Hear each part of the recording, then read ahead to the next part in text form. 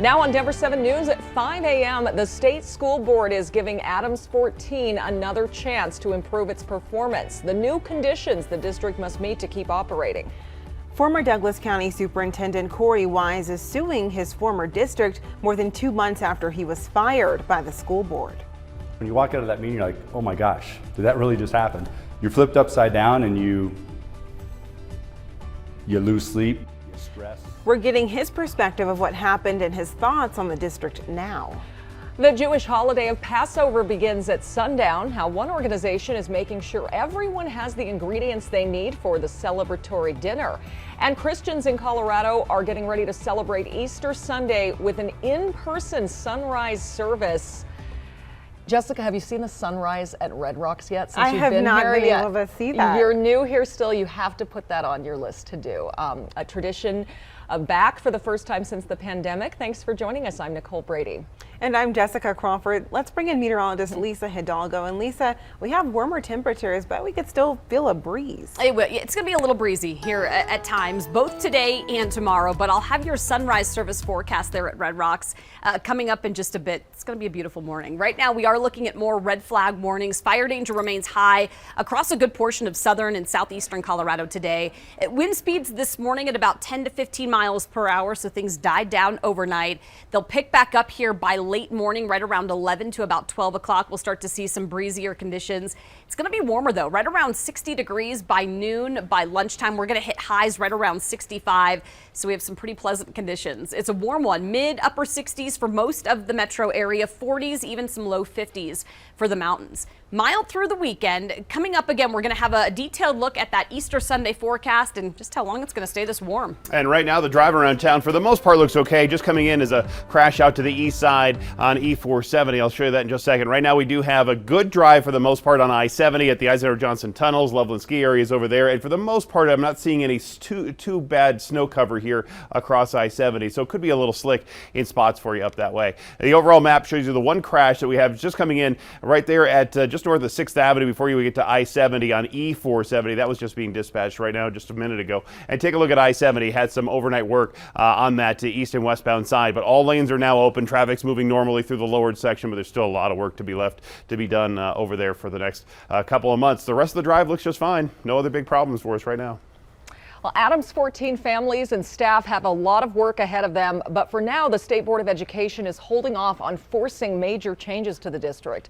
Denver 7's Veronica Acosta is live this morning. And Veronica, after a meeting yesterday, the State Board is now giving the struggling district more time to turn things around. It is, but here's the good news. The Colorado Board of Education, they will not be closing Adams City High School. They'll be giving the school district one more chance, but it must come up with that improvement plan.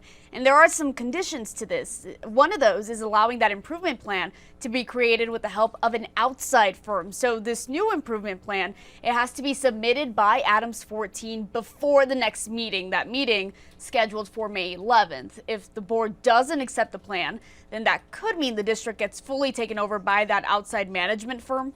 Despite that, district officials say they're up for what's next. They're ready to create that plan. Parents we spoke with said they're relieved the high school wasn't closed and the district was given that second chance, of course, for the sake of their kids. The agreement doesn't stop at that improvement plan, though. Adams 14 will also have to give quarterly reports to the state's Board of Education on how the plan, as well as that partnership with that outside firm, is doing for their students. In the newsroom, I'm Veronica Acosta, Denver 7. Something will continue to follow. Thank you, Veronica. Former Douglas County Superintendent Corey Wise is speaking publicly for the first time since he was fired. He has now filed a discrimination complaint against the district. In February, the board's newly elected majority voted to fire Wise without cause before the end of his contract. They say they voted him out because they wanted to take the district in a different direction. However, Wise now claims it was because he advocated for students with disabilities and students of color.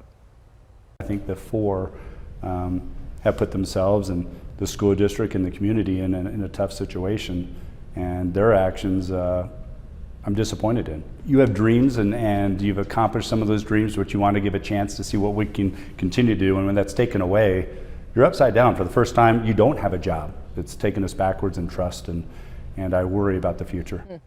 Douglas County Schools told us it has no comment on the complaint. The Cherry Creek School District has hired Wise to be an interim assistant superintendent. Today, the group tasked with monitoring the Aurora Police Department will finalize its community committee and its duties. IntegraSure has already created a website to help you follow its progress. It's auroramonitor.org.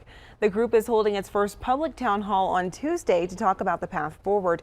It's at 7:30 p.m. at the Aurora Municipal Center. You can also sign up to watch virtually.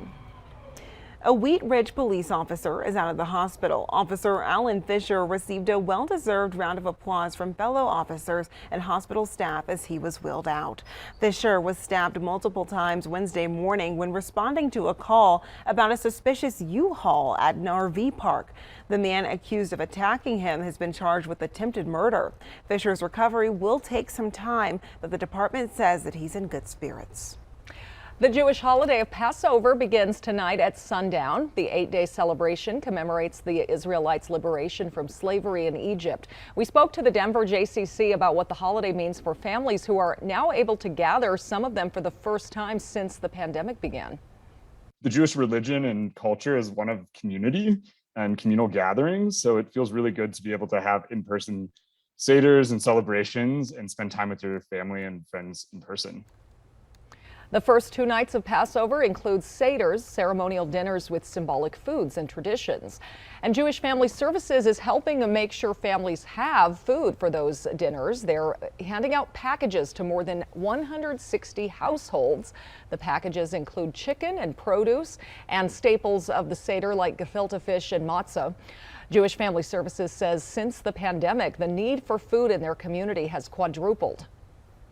I think that the amount of hunger in the community is surprising to me still, because we're still seeing new clients every single day that haven't been to our pantry before, and it just keeps growing. I mean, the growth for pantries is just surprising still, and I just wonder how long it's going to be sustainable. Jewish Family Services is averaging 10 new families every day at their food pantry. If you'd like to help the organization, we have a link on thedenverchannel.com. Today is also Good Friday. Christians around the world remember the crucifixion of Jesus Christ. Here in Colorado, organizers are preparing for the return of an Easter tradition. Denver 7's Colette Bordelon joins us live near Red Rocks. And Colette, sunrise services are finally back in person.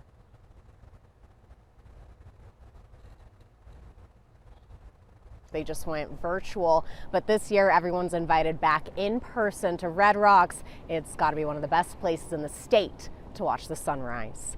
This is video from the Colorado Council of Churches showing what these services look like when the rows of Red Rocks are packed with thousands of people. This will be the 75th year of the services at the historic amphitheater, which has been hosted here since Red Rocks opened in 1947. This year, the sun will come up right before 6:30. It's something those behind this tradition are thrilled to see together in person once again. Because of the pandemic, we had to be virtual the last 2 years. So I think there's a real yearning to come together and be in a beautiful setting. The weather looks good, the forecast looks good, and so yeah, we're really excited to do this in person.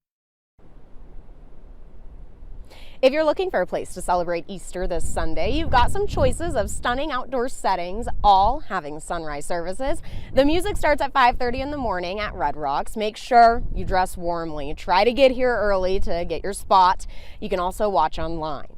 Now, the Royal Gorge service starts at 6:30, just minutes after sunrise. Gates open at 5:30. You can walk across the bridge or take the free shuttle. Once again, be ready for a chilly morning and maybe bring some lawn chairs or blankets too. Idra Haji off Highway 285 in Bailey will be hosting a sunrise service at 6:15 at its Mountain Village Outdoor Chapel. Now, since there is a hike you have to do from the parking lot, it's a good idea to get there by 6 at least. Rides are available for those who need it. Now stay with us this morning and you'll get a glimpse of what that sunrise will look like at Red Rocks on Sunday. Live this morning, Colette Bordelon, Denver 7. Yeah, she's right. Bundle up that morning. We're going to be likely in the mid to upper 30s there at Red Rocks by sunrise. But take a look at how fast it warms up on Easter Sunday. Mid to upper 40s as early as 8 o'clock. We'll be at around 60 by noon. Mid to even some upper 60s between about 4 and 5. It is going to be a beautiful Sunday. We'll take a closer look at the winds this weekend coming up. Those are pretty colorful eggs right there. I can't do that. No? I mean, no. Right now we have a pretty good drive for us downtown. Southbound I-25, northbound moving along just fine. No big issues coming in from the north side of town. Less than 15 minutes from Thornton to Northglenn here into downtown Denver. Colorado, of course, is known for its craft breweries, but a new industry report finds these local businesses are facing an uncertain future. I'm John Matarese. You order a food delivered to your home and the food never shows up because it turns out the restaurant was closed. A caution before ordering food online. Coming up.